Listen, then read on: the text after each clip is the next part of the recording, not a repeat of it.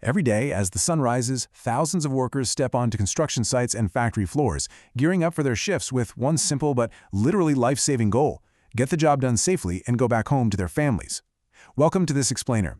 Today, we're tackling the absolute highest stakes topic out there: workplace safety.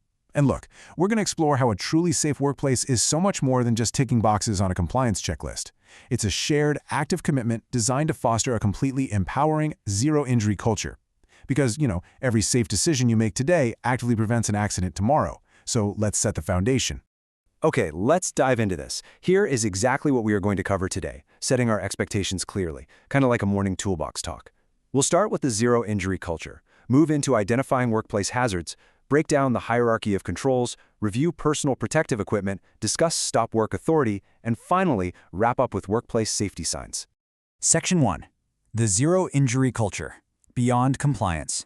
You see, while OSHA compliance is absolutely the required baseline, a true zero-injury culture goes way beyond that.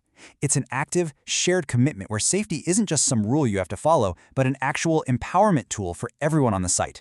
Section 2. Identifying workplace hazards. The job safety analysis. Here, we transition into hazard recognition, looking at the Job Safety Analysis, or JSA. This is a proactive procedure focusing directly on the relationship between the worker, the task, and the environment. Before any work actually begins, we have to recognize what could potentially go wrong, right? So ask yourself, what makes a workplace unsafe? I really want you to think about the actual mechanism of injury here. This is the means by which an injury actually happens. Because without a mechanism, there's no hazard. Think about it. A heavy tool bag just sitting on a workbench is, well, it's just a tool bag. But a tool bag placed directly in a busy, dimly lit walkway, now that creates a mechanism for a trip, a nasty fall onto a hard surface, and a potential bone fracture. The placement and interaction are what activate the hazard. To really lock this in, we can divide these mechanisms into 6 core hazard categories to watch out for. First, we have safety hazards, your common construction risks like falls from heights or confined spaces. Next up are biological hazards, such as exposure to pathogens. Third are physical hazards, which are a major concern, including things like extreme temperatures or electrical shocks. Then we have ergonomic hazards, which are incredibly common, like incorrect lifting.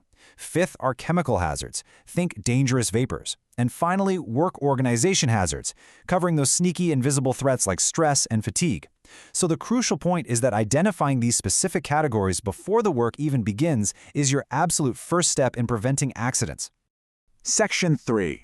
The hierarchy of controls, neutralizing risks.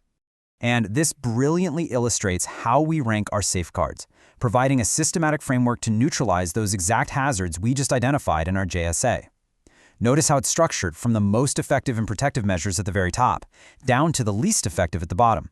As you move down toward the point of the pyramid, the controls become less inherently reliable, simply because they start depending a lot more on human behavior and constant supervision.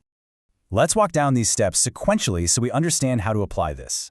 Step 1 is elimination, literally just physically removing the danger entirely. Don't have to work at a dangerous height? Move the piece you're working on to the ground. Boom, problem solved. Step 2 is substitution, replacing the hazard like swapping out a highly toxic chemical for a greener, safer one. Step 3 involves engineering controls, which are designed to physically isolate people from the hazard, like installing a sturdy guardrail. Step 4 is administrative controls, changing the way people work through things like scheduling or warning signs. And finally, Step 5 is PPE, to protect the worker. Now, while elimination is obviously the ultimate goal, the reality of many demanding jobs means we often have to rely on lower-level controls depending on the task. Section 4. Personal protective equipment, your last line of defense. Because higher-level controls aren't always feasible, your personal protective equipment, or PPE, is absolutely vital. It is your crucial last line of defense, placing a physical barrier between you and the danger, which means it requires your constant attention. You have to inspect this gear before every single use. For your head, check your hard hats or bump caps for any damage, ensuring those ANSI labels are intact. For your eyes and face, safety glasses must have a proper fit with 0 cracks. Your hands need gloves with no significant wear, and they better be specifically cut-resistant if the job demands it.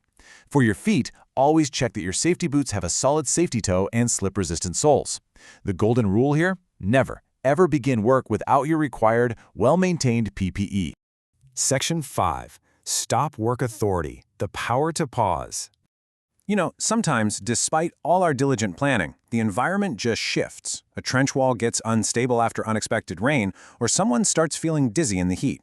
That's when stop work authority comes into play. Now, used correctly, stop work authority is not some dramatic site-wide shutdown. It is an everyday, standard tool used by professionals to pause a task, reassess the situation, and fix hazards. Just look at this foundational quote from the OSHA Act's General Duty Clause. Good employers actively utilize stop work authority precisely to support this compliance, proactively addressing conditions before they ever result in harm. So what exactly triggers a stop? Well, you hit pause if conditions have changed from your initial plan. Stop if machine guards or PPE are suddenly missing. Stop immediately if a near miss just occurred, or if the task or permit is suddenly unclear. Changing weather and extreme heat are major triggers that require a pause too. And absolutely stop work if you see a crew working at heights without proper fall protection. The absolute most important takeaway here is that every single worker is completely empowered to use stop work authority without any fear of retaliation. If something feels wrong or threatens imminent danger, it's on you to speak up and pause the job. Section 6. Workplace Safety Signs Reading Your Environment. Let's move to these OSHA-mandated visual cues on the job site and see how this builds our situational awareness. Knowing how to instantly read your environment is critical. Let's clearly contrast the two main sign types. Danger signs feature bold red and black colors. They are strictly reserved for immediate, life-threatening risks like being struck by heavy machinery, where the threat of severe injury is imminent. On the flip side, caution signs use a yellow background with black borders. These warn of potential hazards or advise against unsafe practices, like reminding you about ladder safety. By instantly recognizing these specific color codes, you instantly know whether you're facing a potential hazard or an immediate life-threatening risk. Finally, I want to leave you with this powerful, punchy thought perfectly summed up right here. Think safe, work safe, go home safe. Zero harm is achievable. Safety isn't just a manual collecting dust in the site office. It is the real-world combination of your hazard analysis, your strict adherence to the hierarchy of controls, wearing your PPE, and your unwavering willingness to stop work when things just aren't right. Every single safe decision you make today actively ensures that you and your entire team get to walk off that site and go home safely to your families tonight. So ask yourself, are you ready to make that commitment? Thanks for joining me on this explainer, and remember, safety always starts with you.